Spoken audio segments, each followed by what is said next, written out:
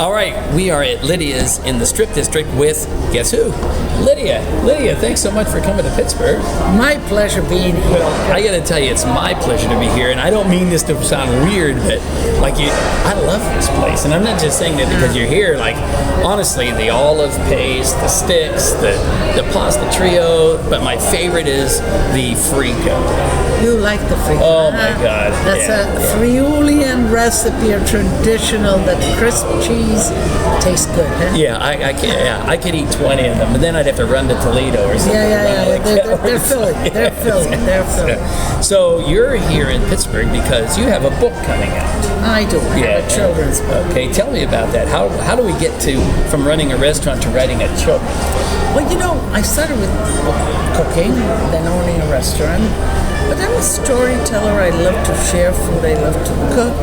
And from there, I started writing cookbooks.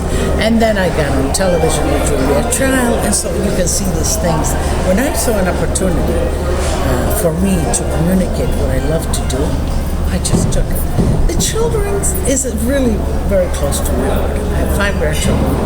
And they came over the house, they still do, but when they were small, we would pile up in bed. Nonna, tell me a story when you were a little girl. And of course, my setting was beautiful little courtyard in Italy with the animals, the courtyard animals, the chicken, the duck, the pig. We had lambs, we had the goats.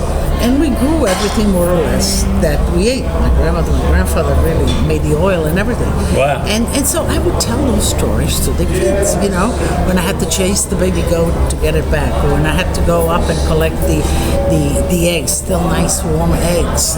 And my children really love these stories. And they grew up, now they're big, so I said, I don't want these stories to be forgotten.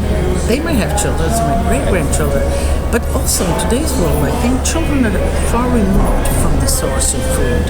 And I think it's very important to bring them back, to make them understand that the eggs are not in a cardboard box. They don't come like that. Right. There's a chicken that lays each one of those eggs, and the chicken has to eat right and be free and for us to get our nourishment.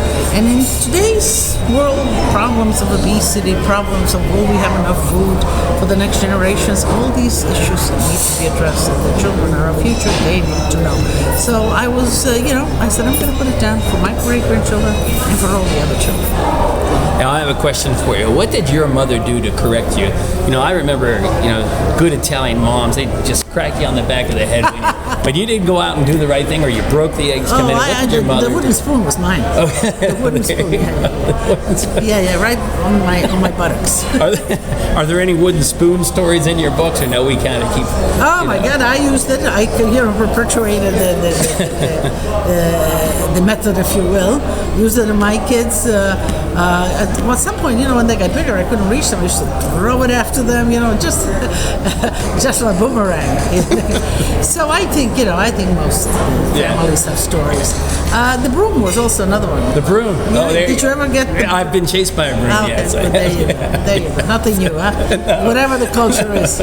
So again, thanks. We had a wonderful meal here today, and I appreciate you taking the time to talk to us here. So. My pleasure. But what's the name of the blog again? Well, it's a Pittsburgh word. It's not a bad word. It's called Jagoff.com. It's not a swear word. It's not a swear word. You sure? Yeah. I think I better look for my spoon. I think it deserves the spoon. I'm going to go look for one. No way.